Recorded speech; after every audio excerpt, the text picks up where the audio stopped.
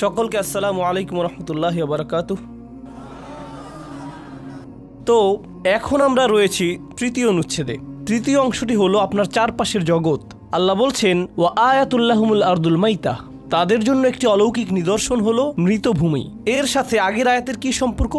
আগের আয়াতে রয়েছে সকলকে আল্লাহর সামনে সমবেত করা হবে তাদের কৃতকর্ম উপস্থাপন করার জন্য। আর এটা মনে রাখার সবচেয়ে সহজ পন্থা হলো আল্লাহ তোমাদের মৃত দেহাবশেষে আবারও জীবন ফিরিয়ে দেবেন, যেমনটা হয় মৃত ভূমির ক্ষেত্রে। তিনি বলছেন, আহইয়াইনাহা, আমরা এটাকে পুনরায় জীবন দান করি। ওয়া আখরাজনা মিনহা হাব্বান, আমরা এটা থেকে বীজ বের করে আনি।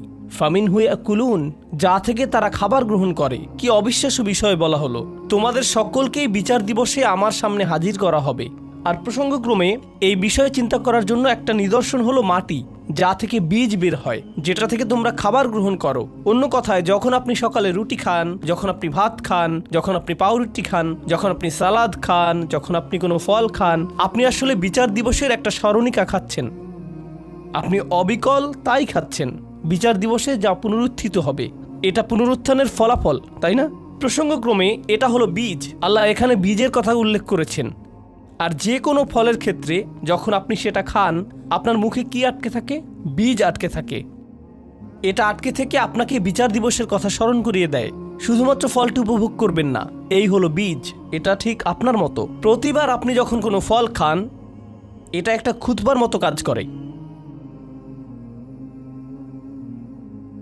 আর এটা বিস্ময়কর যে কৃত্রিম ফলে, জিনগত পরিবর্তনের মাধ্যমে তৈরি ফলে কোনো বীজ থাকে না। এটা কি অসাধারণ না? প্রকৃতিগতভাবেই আপনাকে বীজের অসুবিধা ভোগ করতে হবে, কারণ এর উদ্দেশ্য হলো আপনাকে কিছু একটা স্মরণ করিয়ে দেয়া। সুবহানাল্লাহ। এই চরম স্মরণিকাগুলো খাবার হয়ে প্রতিদিন আমাদের গলা দিয়ে প্রবেশ করে। তারপর আল্লাহ বলছেন এমন ধারণা নিয়ে, যা তিনি বেশ আগে বর্ণনা করেছেন। তিনি বলেন, ইন্না নাহনু নুহিল মাউতা, আমি মৃতকে জীবিত করে তুলি। এখানে আবারও মৃতভূমি এবং এর জীবিত হয়ে ওঠার কথা এসেছে। এখন আমি চাই অন্য যে বিষয়টি আপনারা বুঝুন, তা হলো আল্লাহ যখন কোরআনে প্রকৃতি নিয়ে কথা বলেছেন, এটা কখনোই পৃথকভাবে বলা হয়নি। এই ধারণাটি উপলব্ধি করা আসলেই কঠিন, কিন্তু যারা গভীর চিন্তা করে তাদের জন্য এটা সহজ হয়ে যায়। তো আমার সাথেই থাকুন, ঠিক আছে? যখন আল্লাহ প্রকৃতি নিয়ে কথা বলছেন, এটা শুধুমাত্র প্রকৃতি বিষয়ে কথা নয়। যখন আল্লাহ আকাশ নিয়ে কথা বলছেন, তিনি শুধু আকাশ নিয়েই কথা বলছেন না। যখন তিনি বৃষ্টি নিয়ে কথা বলছেন, তিনি শুধুমাত্র বৃষ্টি নিয়ে বলেননি। যখন তিনি ভূমি নিয়ে কথা বলছেন, তিনি শুধুমাত্র ভূমি নিয়ে বলেননি। এখানে তিনি বলছেন ভূমির জীবিত হয়ে ওঠা নিয়ে। কিন্তু মূলত এখানে মানব জাতির পুনরুজ্জীবন নিয়েও কথা বলা হয়েছে। তাই এখানে প্রকৃতিগত বাস্তবতা এবং আধ্যাত্মিক বাস্তবতার মধ্যে একটা সম্পর্ক তৈরি হচ্ছে। এটাই কুরআন করছে সব সময় সব সময় সব সময়। বিষয় দুটি একে অপরের সাথে অবিচ্ছেদ্যভাবে জড়িত। এখন এর সাথে সাথে এই সূরাটিতে আগে আল্লাহ বলছেন এমন মানুষ রয়েছে যারা হলো মৃত, আর তিনি তাদেরকে জীবিত করে তুলবেন। তাদের হৃদয়, তাদের আধ্যাত্মিক হৃদয় মৃত ছিল, সেই একাকী মানুষটির মতো যিনি ইমানদার হয়ে উঠলেন। এই একাকী মানুষটি যিনি শহরের দূর প্রান্ত থেকে ছুটে এসেছিলেন, তিনি শুধু ব্যক্তিগত জীবনেই ইমানদার হিসেবে থাকলেন না, বরং অবদান রাখলেন এবং অন্যদের সহায়তা করলেন, তাই না? এখানে তিনি বলছেন আল্লাহ মৃত ভূমিকে জীবনদান করেন, একইভাবে তিনি ইমানদারদের জীবনদান করবেন। তারপর তিনি বলছেন, আমি শুধুমাত্র ভূমিকেই জীবিত করে তুলি না, আমি এটা থেকে বীজ উৎপন্ন করি যা তোমরা খাও, যা থেকে তোমরা উপকৃত হও। ঠিক সেই ইমানদারের মতো যিনি জীবনে ফিরে এসে অন্যদেরকে উপকৃত করেছিলেন। এখানে ভূমি এবং ইমানদারের মধ্যে সামঞ্জস্য তৈরি করা হয়েছে। আর এই ধরনের সামঞ্জস্যতা কোরআনে অন্যত্র পাওয়া যায়, যেমন সূরা ফাতহে সাহাবীদেরকে তুলনা করা হয়েছে পরিপক্ক শস্যের সাথে। আসুন সামনে এগিয়ে যাই। ওয়াজআলনা ফিহা জান্নাতিন, এই অংশটি আমার প্রিয়। আমরা পৃথিবীতে উদ্যান সৃষ্টি করেছি, খেজুর গাছের উদ্যান। আর আমরা পৃথিবীতে আঙুরের উদ্যানও সৃষ্টি করেছি। ওয়াফাজ্জারনা ফিহা মিনাল উয়ুন, আর আমরা সকল ধরনের প্রস্রবণ সৃষ্টি করেছি যা মাটি ফুঁড়ে বেরিয়ে আসে। নদী বেরিয়ে আসে মাটি ফুঁড়ে, ঝর্ণা বেরিয়ে আসে মাটি ফুঁড়ে। শুধু এই ভিডিওটি মাথায় চালু করুন। খেজুরের বাগান, আঙুরের বাগান, ঝর্ণাধারা, এগুলো কি এমন বিষয় যা কোরআনে অন্য বিষয়বস্তুতে আলোচিত হয়েছে?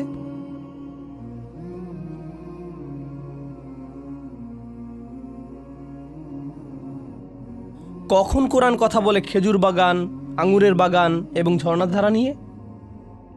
যখন এটা জান্নাতের বর্ণনা প্রদান করে, তাই না? এখন হুবহু একই ভাষা ব্যবহৃত হচ্ছে এই পৃথিবীকে বর্ণনা করার জন্য। কেন? কারণ এই পৃথিবীতে এই জান্নাতের নমুনা চিত্র দেওয়া হয়েছে। প্রকৃতপক্ষে জান্নাত হলো আধ্যাত্মিক সত্য, তাই না?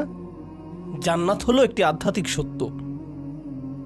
কিন্তু খেজুর বাগান, আঙুর বাগান, ঝর্ণাধারা এগুলো হলো বস্তুগত সত্য। আমি আপনাদের বলেছি যে যখনই আল্লাহ কোনো বস্তুগত সত্যের কথা বলেছেন, তিনি এটাকে কোনো একটি আধ্যাত্মিক সত্যের সাথে সম্বন্ধযুক্ত করেছেন। আমি চাই আপনারা এই বন্ধনটি উপলব্ধি করুন। জান্নাত প্রেরণাদায়ক হতো না যদি আল্লাহ এটাকে এমন শব্দ দিয়ে বর্ণনা না করতেন যা দিয়ে পৃথিবীকে বর্ণনা করা হয়।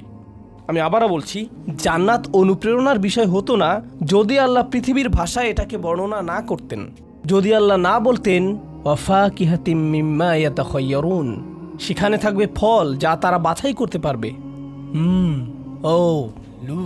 ওয়া লাহমি তায়রিম মিম্মা ইয়াশতাহুন, পাখির মাংস যা তারা পছন্দ করবে। তারপর পাখির সেই ভুনা মাংসে কামড় বসিয়ে বলবে আরে হা হা হা, এটা অসাধারণ হয়েছে। ওয়া লাহমি তায়রিম মিম্মা ইয়াশতাহুন, তারা চমৎকার আসনে হেলান দিয়ে থাকতে ভালোবাসবে।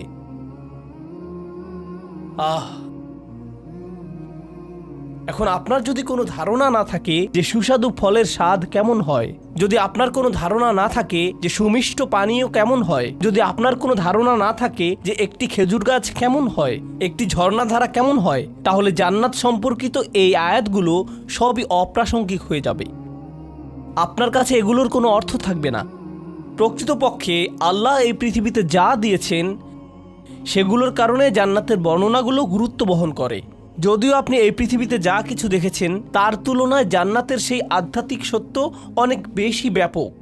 মা লা আইনু রাআত ওয়ালা উযনু সামিআত ওয়ালা খাতারা আলা কলবি বাশার, কোনো চোখ এটা আগে দেখেনি, কোনো কান এটা আগে শুনেনি, কোনো হৃদয় এটা কল্পনা করেনি, কিন্তু তবুও এটা একটা নমুনা চিত্র দেয়া হয়েছে।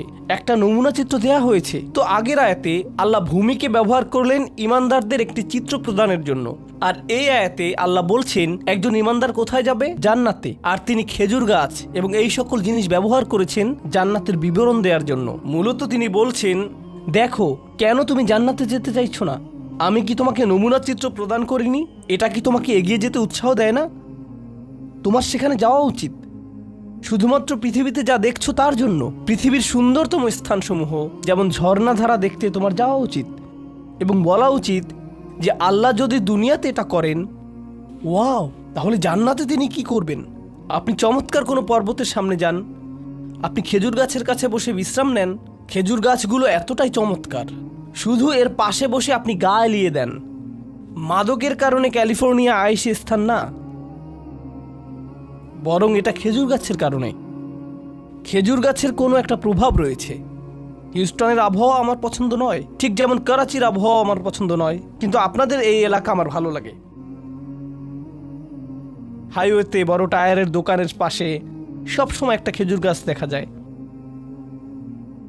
খেজুর গাছ আমাকে আনন্দিত করে, বিশেষত যদি আপনি ডালাস থেকে আসেন যেখানে শুধু ঝোপঝাড় দেখা যায়। খেজুর গাছ শুধু দেখলেই আপনার মন ভালো হয়ে যায়। এটা স্বর্গীয় এক ধরনের সৌন্দর্য প্রকাশ করে। ওয়াফাজ্জারনা ফিহা মিনাল উয়ুন লিয়াকুলু মিন সামারিহি, তো আমরা এই সব কিছু করেছি যাতে তারা এর ফল থেকে খাবার গ্রহণ করে, এইটুকুই। তোমরা কি মনে করো যে আমি এই সব কিছু তৈরি করেছি যাতে তোমরা খাও দাও মজা করো? এমনটাই করতে চাও যাতে তারা এর ফল থেকে খাবার গ্রহণ করতে পারে?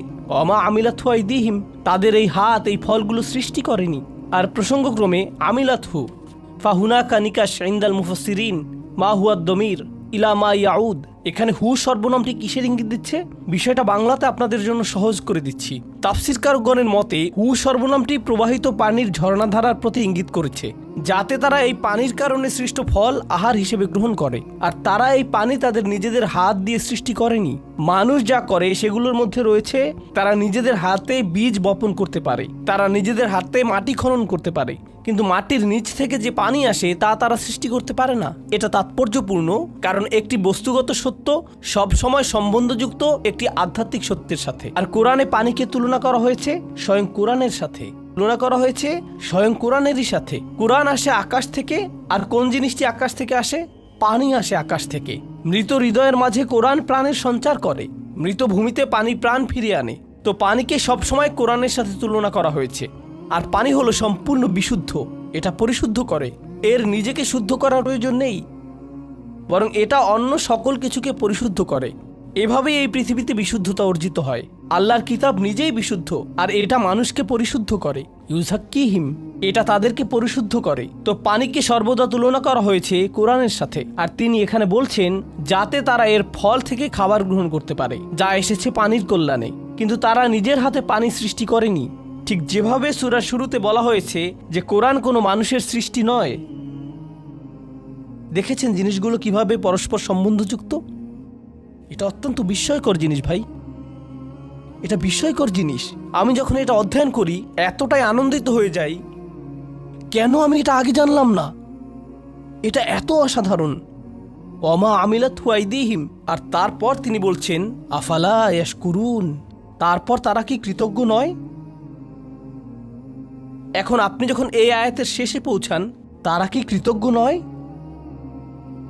তখন আপনি উপলব্ধি করেন যে আল্লাহ আমাকে শুধু ফলমূলের জন্য কৃতজ্ঞ হতে বলছেন না, তিনি আমাকে বস্তুগত সত্যের জন্য কৃতজ্ঞ হতে বলছেন। কিন্তু তিনি আরও কিসের জন্য কৃতজ্ঞ হতে বলছেন? আধ্যাত্মিক সত্যের জন্য, যার সাথে এটা সম্বন্ধযুক্ত। আল্লাহর কিতাব। আপনারা জানেন এই আয়াতটিতে শাহরু রমাদান আল্লাযী উনজিলা ফীহিল কুরআন, এই আয়াতের শেষে রয়েছে লাআল্লাকুম তাশকুরুন, যাতে তোমরা কৃতজ্ঞ হতে পারো। কৃতজ্ঞ কিসের জন্য? কোরআনের জন্য। কারণ রমজান মাস কোরআনের মাস। রমজানের সম্পূর্ণ এই অনুশীলনের উদ্দেশ্য হলো যাতে আপনি কোরআনকে যথাযথভাবে মূল্যায়ন করতে পারেন। এটা আসলে পাকোড়া এবং সমুচার জন্য না। রমজানের উদ্দেশ্য হলো আসলে কোরআনকে উদযাপন করা, কেবলমাত্র এটাই, যাতে আপনার যা রয়েছে তার জন্য আপনি কৃতজ্ঞ হতে পারেন। এখন পানির ভূমিকা যেরকম, ওহির ভূমিকাও সেই রকম। পানি জীবন নিয়ে আসে, ওহিও জীবন নিয়ে আসে। পানিকে যেহেতু আল্লাহর বাণীর সাথে তুলনা করা হয়েছে, পানি মাটিতে পুনরুজ্জীবন ঘটায়, আর আল্লাহর বাণী একদিন মাটিতে পুনরুত্থান ঘটাবে। কুন ফায়াকুন। সুবহানাল্লাহ। এখন আমরা আল্লাহর সত্তার উৎকর্ষ নিয়ে আলোচনা করব। আল্লাহর সাথে অন্য কারো তুলনা হয় না। আর আল্লাহ জীবকে পানির মতো করে সৃষ্টি করেছেন, তার সাথে কোনো কিছুর তুলনা করতে পারবেন না। তিনি বলছেন সুবহানাল্লাযী খলাকাল আজওয়াজা কুল্লাহা। অশুদ্ধভাবে অনুদিত আয়াতগুলোর এটি একটি। প্রথমে আমি ভালোভাবে অনুবাদ করব, এরপর পিণ্ডি ধাঁচের অনুবাদ করব। কি উৎকর্ষময় সেই সত্তা যিনি সৃষ্টি করেছেন জোড়াসমূহ, সকল ধরনের জোড়া। এবার পিণ্ডি অনুবাদ। তিনি সব কিছুকে জোড়ায় জোড়ায় সৃষ্টি করেছেন। এটা রাওয়ালপিন্ডি ধাঁচের অনুবাদ। দুঃখিত রাওয়ালপিন্ডি, আমার নানিও রাওয়ালপিন্ডির মানুষ। Okay relax. ওকে, রাওয়ালপিন্ডি নিয়ে কথা বলেছে, থাকবোই না এখানে, চলে যাচ্ছি। ওকে রিল্যাক্স, শান্ত হন aunty. It's okay, it's okay. তো তিনি সকল ধরনের জোড়া সৃষ্টি করেছেন। এটা না যে প্রত্যেকটা জিনিসের জোড়া, বরং সকল জিনিস থেকে জোড়া। মিম্মা তুম্বিতুল আরদ, তা থেকে যা মাটি ভেদ করে জন্মায়। অমিন আনফুসিহিম, আর এমনকি তাদের মধ্য থেকেও। অমিম্মা লা ইয়ালামুন, আর এমন জিনিস থেকে যা তারা জানেও না। আল্লাহ সৃষ্টি করেছেন সকল ধরনের জোড়া। এখন কেউ আমাকে ইমেল করলো, নোমান ভাই, কোরআন বলেছে যে সব কিছুকে জোড়ায় জোড়ায় সৃষ্টি করা হয়েছে, তাহলে অ্যামিবার বিষয়ে কি বলবেন? ভাইরাসের বিষয়ে কি বলবেন? এককোষী জীবদের বিষয়ে কি বলবেন? আরে ভাই, তখন অনেক শব্দ আমার মাথায় চলে আসে, যা আমার চাচাকে পাঞ্জাবি ভাষায় বলতে শুনেছি। আমি পাঞ্জাবি ভাষা বুঝি না, তবে কিছু শব্দ যেমন লুকা পাঠা, এগুলো আমার মাথায় চলে আসে যখন এই ধরনের ইমেল আমি পড়ি। আমি রাগান্বিত হতে চাই না, কারণ আমার রাগান্বিত হওয়া উচিত না, কিন্তু কিছু প্রশ্ন এত অদ্ভুত। কোরআন খণ্ডন করা হয়েছে অ্যামিবার দ্বারা। এই বিষয়ে একটা লেখা আবার ইমেইলে অ্যাটাচ করে দেওয়া হয়েছে, যদি বিষয়টা আমার জানা না থাকে সেজন্য।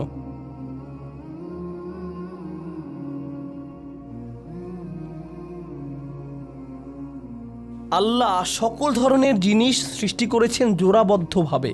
আর আজওয়াজ অর্থ শুধুমাত্র জোড়া নয়, আজওয়াজ অর্থ দলবদ্ধতাও বোঝায়, যারা একে অপরের পরিপূরক।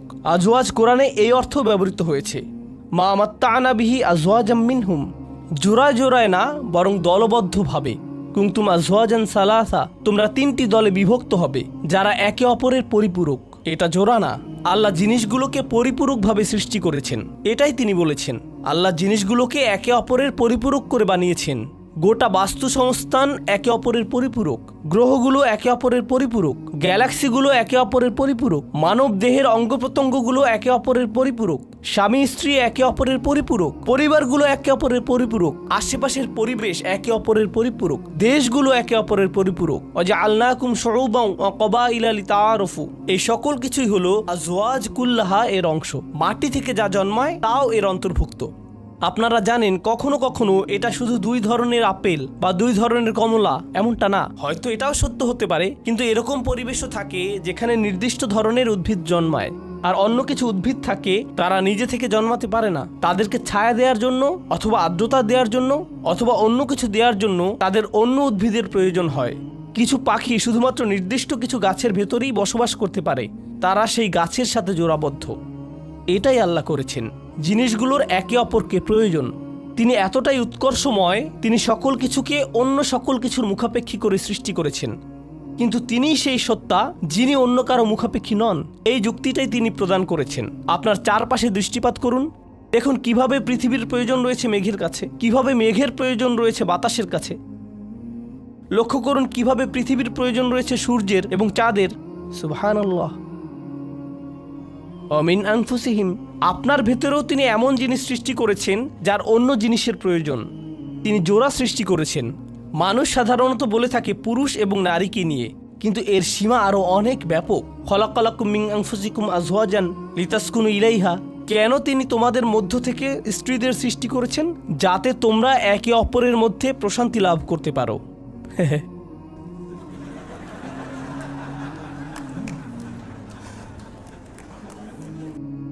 ব্যাখ্যা হিসেবে এটুকুই যথেষ্ট। আসুন সামনে যাই।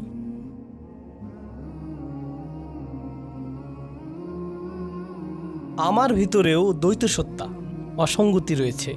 ফাআলহামাহা ফুজুরাহা ওয়া তাকওয়াহা, তিনি আমার ভিতরে যা খুশি তা করার তাড়না দিয়েছেন, আর তারপর তিনি আমার ভিতরে এই তাড়নাও দিয়েছেন যে না, ধৈর্য ধরো, উন্মত্ত হয়ে যেও না। তিনি আমার ভিতরে উদ্দীপনা দিয়েছেন, আর তিনি আমার ভিতরে নিয়ন্ত্রণও দিয়েছেন। তিনি আমাকে এই দেহ দান করেছেন, আর তিনিই আমাকে এই রূহ দান করেছেন। আমার ভিতরে জোড়া রয়েছে, আমি জোড়া দিয়ে সৃষ্ট। আমি এই দেহ না, আমি হলাম রূহ, কিন্তু এই দেহ আমারই। তিনি আমাকে একটি কলব, একটি হৃদয় দিয়েছেন, যার মধ্যে তাকওয়া থাকতে পারে, যার মধ্যে ঈমান থাকতে পারে, যাতে আল্লাহর ভয় থাকতে পারে। কিন্তু তিনি আমাকে একটি মনও দিয়েছেন, তিনি আমাকে আবেগ দিয়েছেন এখানে, তিনি আমাকে চিন্তা দিয়েছেন এখানে। তিনি এই দুইটিকে জোড়াবদ্ধ করেছেন, আর এজন্য একটি বাণীকে হতে হবে আবেগগত দিক থেকে আবেদনময় এবং বুদ্ধিগত দিক থেকে পরিচ্ছন্ন। কারণ আমি নিজে জোড়া দিয়ে সৃষ্টি। তিনি পথ নির্দেশ দিয়েছেন, আবার তিনি এটাকে জোড়াবদ্ধও করেছেন। তিনি বার্তাটিকে বার্তাবাহকের সাথে জোড়াবদ্ধ করেছেন। শুধু একটা থাকলেই হবে না। তিনি সৃষ্টি করেছেন দিন, তিনি সৃষ্টি করেছেন রাত, তারপর তিনি সৃষ্টি করেছেন এই জীবন, তিনি সৃষ্টি করেছেন আর এই খেজুর গাছগুলো, আর এই আঙুরগুলো, এই ঝর্ণাধারাগুলো, আর তিনি এগুলোকে জোড়াবদ্ধ করেছেন। কোরআনে তিনি এগুলোকে জোড়াবদ্ধ করেছেন কিসের সাথে?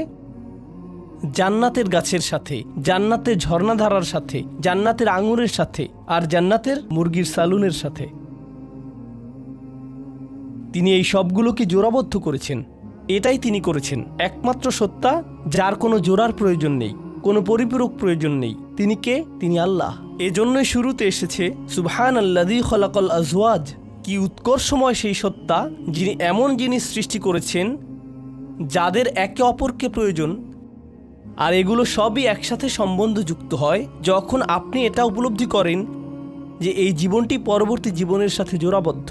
যখন আল্লাহ এই জগতের কোনো জিনিস নিয়ে কথা বলছেন, সেগুলো সবসময় একটি আধ্যাত্মিক সত্যের সাথে সম্বন্ধযুক্ত। ও আয়াতুল্লাহমুল লাইল, এটা আমার একটা প্রিয় আয়াত। তাদের জন্য গভীর মনোনিবেশ করার একটা বিষয়, তাদের জন্য চিন্তা করার বিষয়। তাদের জন্য তাৎপর্যপূর্ণ একটি নিদর্শন হলো রাত। নাসলাখু মিনহুন নাহার, আমরা এর থেকে দিনকে টেনে বের করে আনি। আপনারা কি জানেন যে কোরআনে আল্লাহ পথ ভ্রষ্টতাকে রাতের সাথে তুলনা করেছেন, আর তিনি সঠিক পথকে কিসের সাথে তুলনা করেছেন? দিনের সাথে। এখন দিন এবং রাত হলো দৃশ্যমান জিনিস, কিন্তু আমরা এদেরকে আধ্যাত্মিক সত্যের সাথে সম্বন্ধযুক্ত করব। আধ্যাত্মিক সত্যটি কি? রাত হলো পথভ্রষ্টতার অনুরূপ। জলাম মিনাজ জুলুমাতি ইলান নূর, অন্ধকার থেকে আলোর পথ। অন্ধকার হলো রাত, আলো হলো দিন, তাই না? আল্লাহ বলছেন তাদের জন্য একটি নিদর্শন হলো রাত, আর আমরা দিনকে এটা থেকে টেনে বের করি, ঠিক আরবদের মতো। মা উনজির আবাউহুম ফাহুম গাফিলুন, প্রজন্ম থেকে প্রজন্ম এই লোকেরা রাতের অন্ধকারে নিমজ্জিত ছিল, আর আল্লাহ রসুল সাল্লাল্লাহু আলাইহি সাল্লাম তাদেরকে টেনে বের করলেন, যাকে আল্লাহ আলো দিয়ে পাঠিয়েছেন, যাতে তারা দিনের আলো দেখতে পায়। তো তারা যখন রাত এবং দিনের কথা চিন্তা করে, তাদের চিন্তা করা উচিত যে কিভাবে রসুল সাল্লাল্লাহু আলাইহি সাল্লামের মাধ্যমে আল্লাহ তাদেরকে অন্ধকার থেকে টেনে আলোতে নিয়ে এসেছেন। এমনকি এটাও আধ্যাত্মিকতার সত্যের সাথে সম্বন্ধযুক্ত। নাসলাখু মিনহুন নাহার। তারপর তিনি এত চমৎকারভাবে আয়াতটির সমাপ্তি টানলেন, ফাইদা হুম মুজলিমুন। এরপর আকস্মিকভাবে তারা নিজেরা অন্ধকার হয়ে গেল। মুজলিমুন অর্থ অন্ধকার হওয়া। দাঁড়ান, এটা তো দিন ছিল, এটা ছিল দিন। তাদের হওয়ার কথা ছিল আলোকিত, মুনাওয়ারুন, কিন্তু তিনি বললেন মুজলিমুন। কেন? দিন এসে পড়ল, কোরআন এসে পড়ল, এটা জাজ্জল্যমান, এটা অনস্বীকার্য, কিন্তু তারপরেও তুমি নিজে গর্ত খুঁড়ে ঢুকে পড়ে অন্ধকারে লুকাতে চাও? হ্যাঁ, নিশ্চয়ই এটা এজন্য যে তুমি উপর থেকে আবৃত, আর তোমার সামনে একটি দেয়াল রয়েছে, পেছনেও একটি দেয়াল রয়েছে। আমি এটা কোথা থেকে পেলাম? শুরুতে আমরা দিনের সূচনা করলাম, ফাইদা, আকস্মিকভাবে তারা অন্ধকারে। আর প্রসঙ্গক্রমে ফাইদার ক্ষেত্রে অনেকেই মন্তব্য করেছেন যে ফাইদা হুম মুজলিমুন, এর পরিবর্তে তিনি বলেননি ফাইদা হুম ইউজলিমুন, বরং তিনি বলেছেন ফাইদা হুম মুজলিমুন। যদি এটা ইউজলিমুন হতো তাহলে তারা অন্ধকারে থাকতো অস্থায়ীভাবে, সেক্ষেত্রে এর পরেই দিন চলে আসতো। কিন্তু তিনি মুজলিমুন শব্দটি ব্যবহার করেছেন, যেটা হলো স্থায়ী। যেহেতু তিনি দিন এবং রাতের বস্তুগত উদাহরণকে আধ্যাত্মিক সত্যের সাথে সম্বন্ধযুক্ত করেছেন, তাই এর অর্থ হলো তারা অন্ধকারেই স্থায়ী হবে। ফাহুম লা ইউবসিরুন অসাওয়াউন আলাইহিম আনজারতাহুম আম লাম তুনজিরহুম লা ইউমিনুন। এজন্য এটা মুজলিমুন, তারা অন্ধকারে স্থায়ীভাবে থাকবে।